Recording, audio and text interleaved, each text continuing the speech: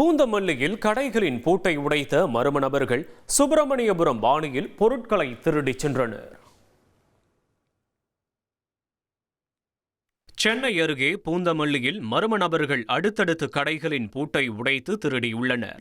அகரமேல் பகுதிக்கு நள்ளிரவில் சென்ற மர்ம நபர்கள் மளிகை கடை, காய்கறி கடை உள்ளிட்ட 4 கடைகளின் பூட்டை உடைத்து கைவரிசை காட்டினர். சுப்பிரமணியபுரம் திரைப்பட பாணியில் மளிகை கடைக்குள் புகுந்து செல்போன்கள், 5000 பணம் மற்றும் விற்பனைக்காக வைத்திருந்த 4000 ரூபாய் மதிப்புள்ள சிகரெட் பண்டல்கள், தின்பண்டங்களை திருடியுள்ளனர்.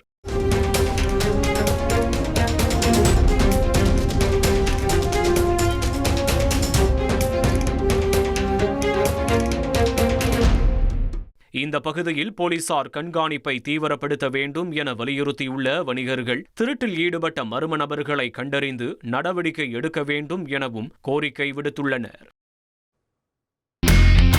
இனி செல்லும் இடமெல்லாம் செய்தி. தந்தி டிவியின் வாட்ஸ்அப் சேனலை ஃபாலோ பண்ணினா செல்ல இருக்கும் இடமெல்லாம் செய்தி. இதோ QR கோட் இப்பவே ஸ்கேன் பண்ணுங்க, ஃபாலோ பண்ணுங்க.